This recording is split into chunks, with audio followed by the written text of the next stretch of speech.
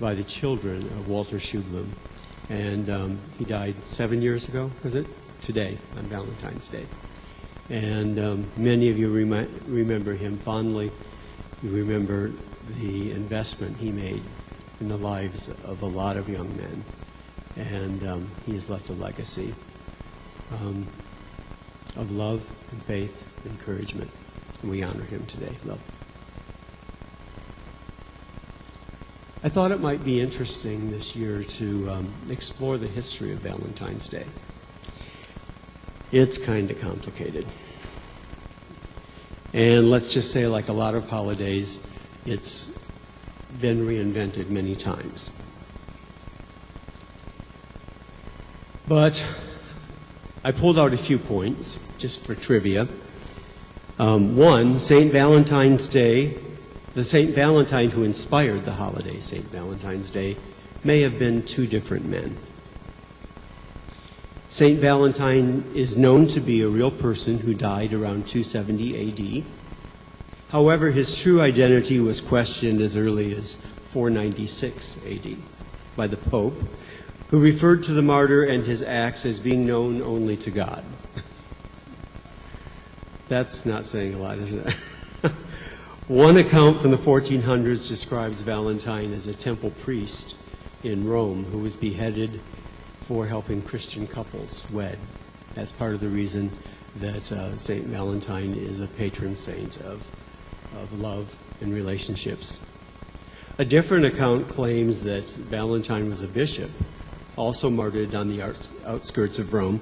Because of the similarities between these two accounts, it's thought that they may refer to the same person. Enough confusion surrounds the true identity of St. Valentine Day that the Catholic Church actually discontinued liturgical veneration of him in 1969, though his name remains on the list of officially recognized saints. Did you know that you can celebrate Valentine several times a year? There are abundance of St. Valentine's Day, from the earliest known in 270 AD going on. There's even a female Valentine. Because there's an abundance of these St. Valentine's Day on the Roman Catholic roster, you can choose to celebrate the saint multiple times each year. Women, hear this, candy, flowers, multiple times a year. Besides February 4th or 14th, you may decide to celebrate St. Valentine of Viterbo on November 3rd. I'm probably going to crucify these names. Or maybe you want to get a jump on the traditional Valentine celebration by feting St. Valentine of Rhaetia on January 7th.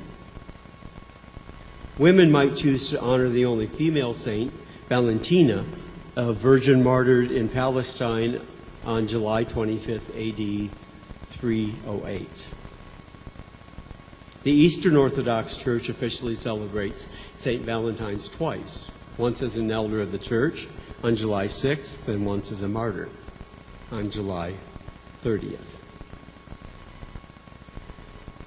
However, Chaucer may have invented the Valentine's Day as we know it today. The medieval poet Geoffrey Chaucer took the liberties with, well, he was known for taking liberties with history, placing his poetic characters in fictitious historical accounts that he represented as real.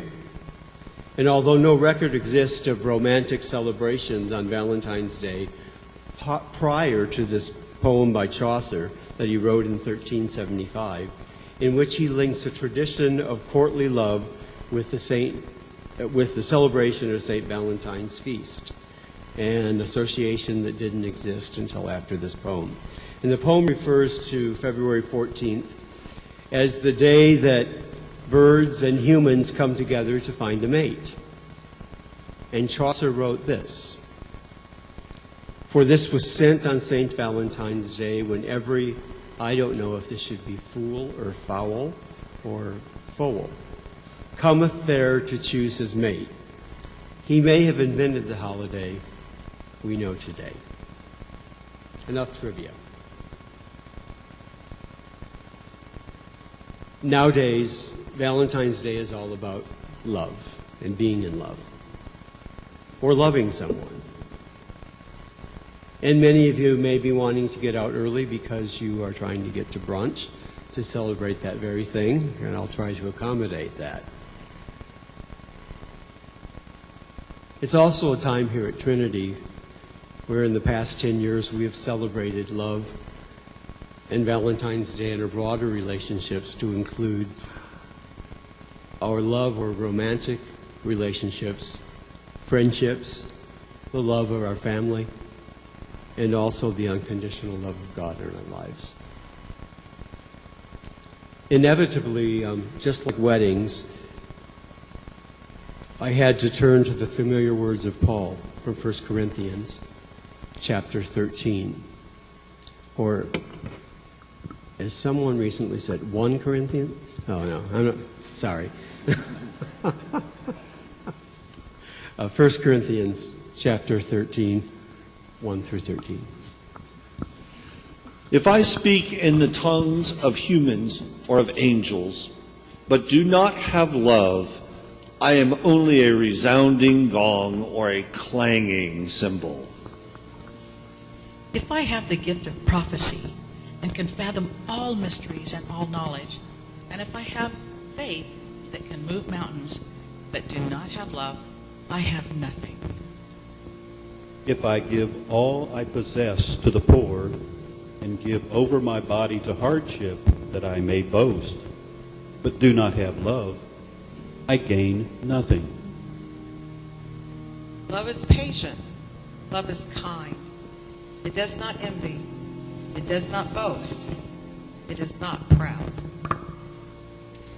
It does not dishonor others. It is not self-seeking. It is not easily angered. It keeps no records of wrongs. Love does not delight in evil, but rejoices with the truth. It always protects, always trusts, always hopes, and always perseveres. Where there are prophecies, they will cease. Where there are tongues, they will be stilled. Where there is knowledge, it will pass away. For we know in part, and we prophesy in part. But when completeness comes, what is in part disappears. When I was a child, I talked like a child. I thought like a child. I reasoned like a child. But when I became an adult, I put the ways of childhood behind me. For now we see only a reflection as in a mirror. Then we shall see face to face. Now I know in part. Then I shall know fully, even as I am fully known. And now these three remain: faith, hope, and love. But the greatest of these is love.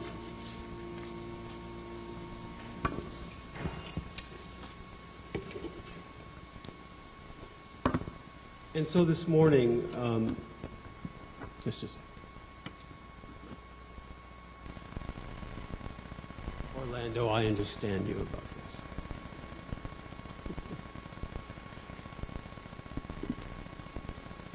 This morning we've met to express our love for the God who created, who sustains us. We've been encouraged to recognize and appreciate the gift of human friendship.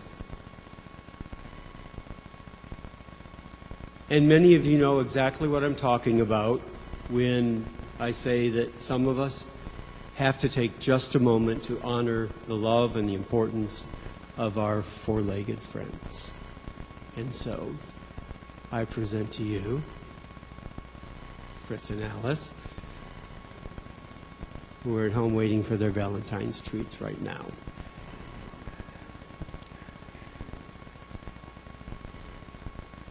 I too want us to think about the relationship with others who share in our faith community. Now, I grew up in a tradition, and I think some of you here did as well, where we referred to other Christians or the greater church that we attended as the family of God. And that's comforting to me, who had a fairly good experience in family. For some other people, it may not be the best metaphor because they grew up in dysfunctional families. And do we want to emulate the family as the church with all of that dysfunction? Now, of course, we know there's lots of dysfunction in church as well. We attract them like magnets. So depending on your experience, you may or may not be comfortable with saying that we're celebrating also the family of God. But I can tell you this, for me, and as well I know for many others, Trinity has become my family. In the best sense of the word. This congregation has intentionally made itself a place of love and refuge for people who have too often been kept on the fringes of acceptability or even redemption. And for many of us here this morning, Trinity was our last stop. I can't tell you how many times I have heard someone say when they come to this church, if this doesn't work, I'm going to give up on church.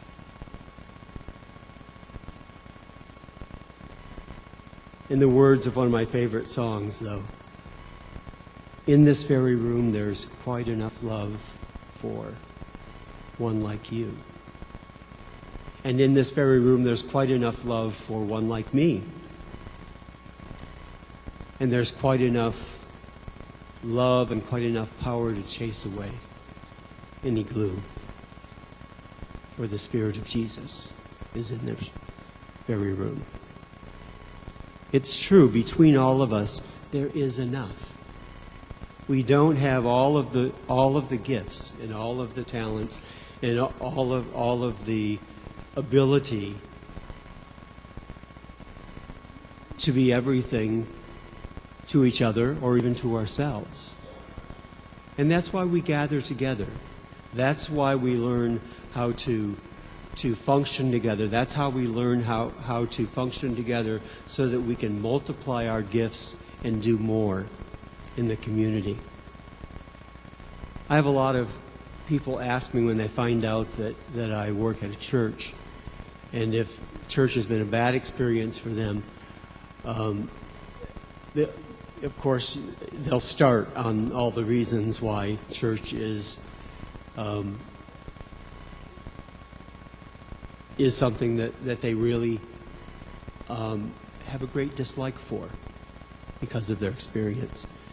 And I have to tell them, I consider myself a doubter.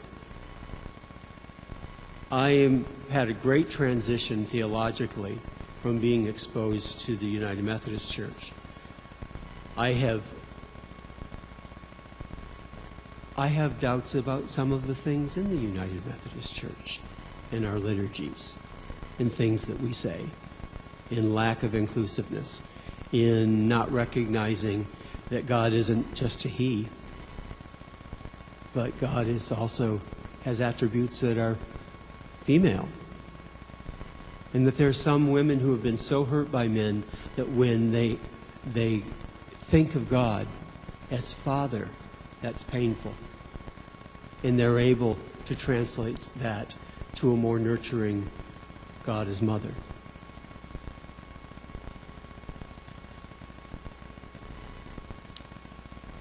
And it's true, between all of us,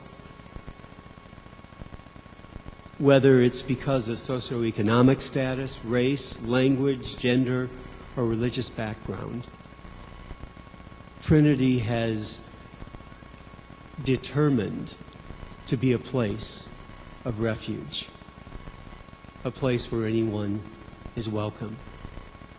And you know, I was thinking this morning when Orlando read the Lord's Prayer in Spanish. I don't know any Spanish. I don't trust myself to put any advertisement out in Spanish without checking with someone first. It's letter by letter, S-E, that one has a mark above it, et cetera, et cetera. And there was a little bit of an uproar when as we were transitioning to including Spanish in the Lord's Prayer. But I was thinking, Orlando, as you shared this morning, when you're having a baby and you're expecting that baby to come, you get ready for the baby. You get the room ready. You get the crib ready. You get the supplies that you need. You get the house, what do they call it when you childproof it? You childproof your house. You make all kinds of arrangements to welcome this baby, and you're ready to celebrate it when it arrives. And this latest thing that Trinity is tackling is that a great many people surrounding this church are Latino. And the process in the last 3 years, though you may think that it's slow in coming and that we don't see enough Spanish speakers to make the investment that we did, we have to be ready for when they come. So isn't it great that we're getting used to it now? Learning a little Spanish, learning a new culture. That was not in my sermon. That just totally came from nowhere.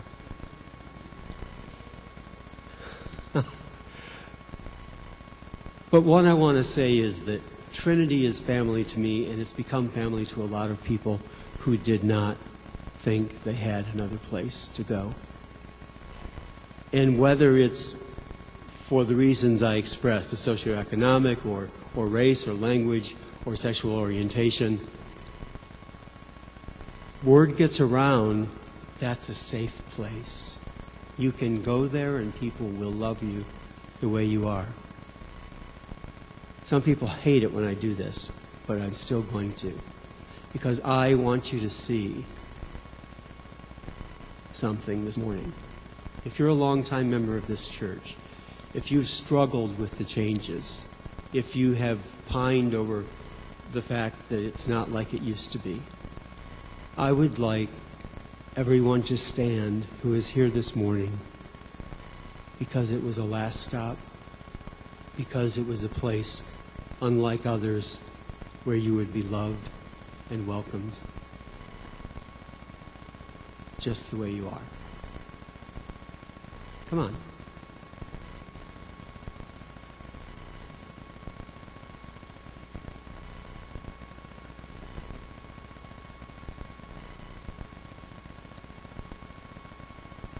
These represent the people who Christ would have made a beeline for and said, these people need me more than anyone else. Thank you. And thank you, Trinity.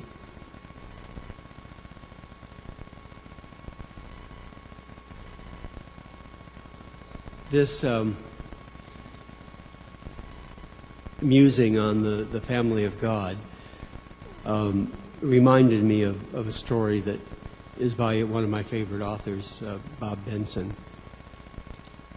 And I haven't done this for a number of years. It's been many years, actually, since I've done this here. But some of you have heard it a few times. I'm looking at Jackie and Lee. Thought this might be a good time to pull it out and dust it off. And I sometimes get a little bit emotional when I read this, so hopefully I won't today, but if I do, bear with me. The fact that we are all here together, putting it all together,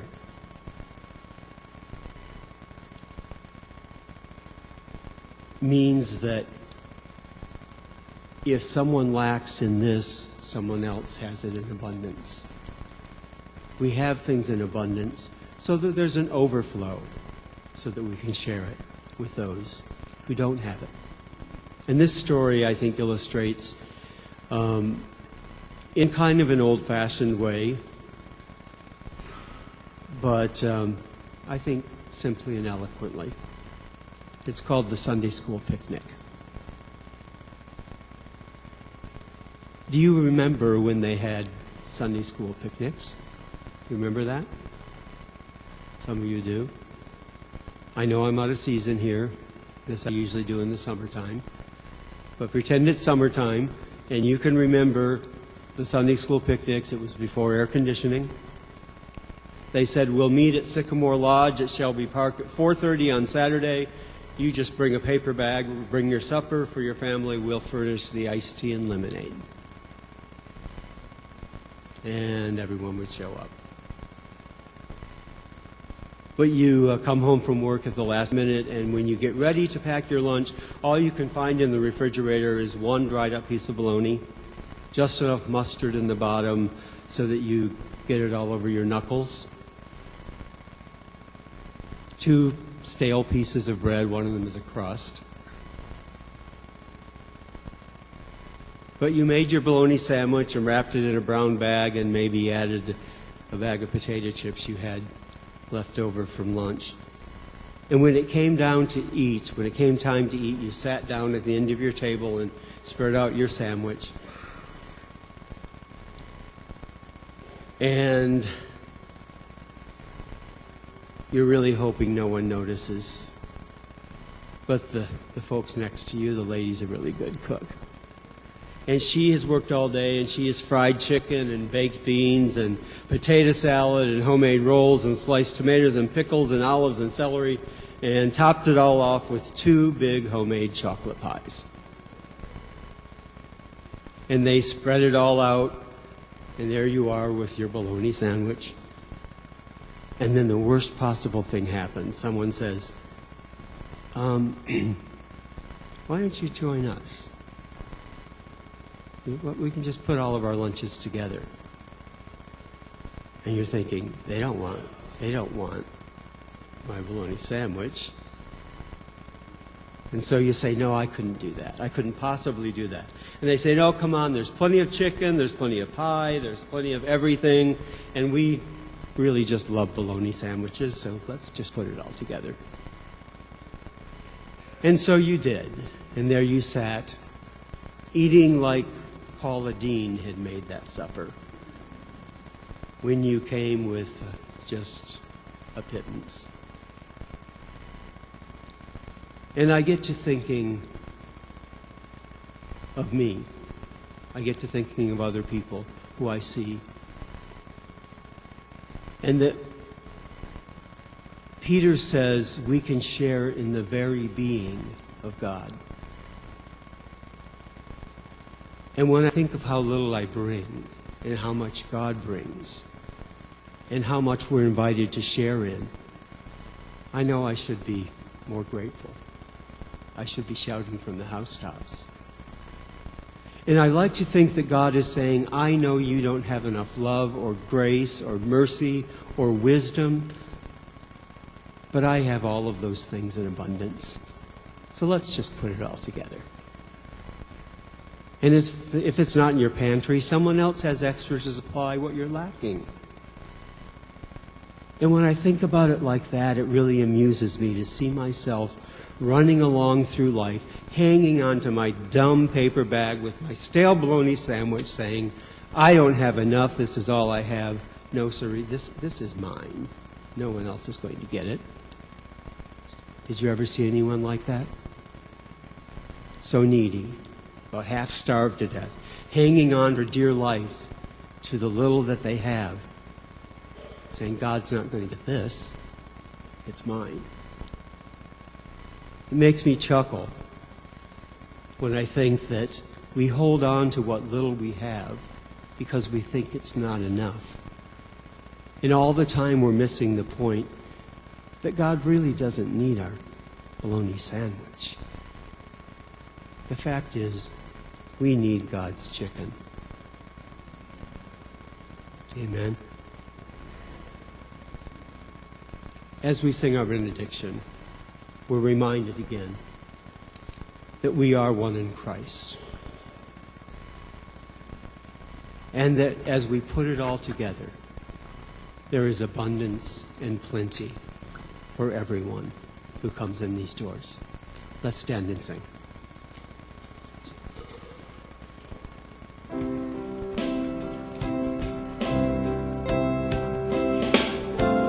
Make us one, Lord, make us one.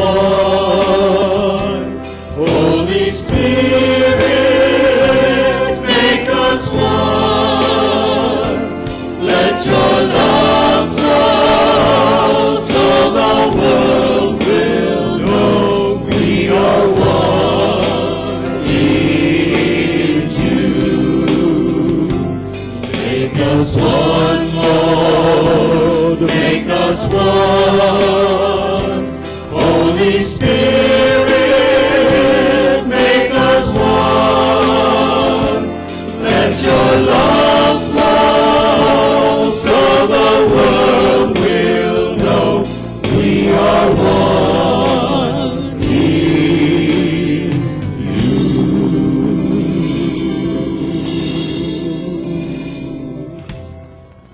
Go in peace.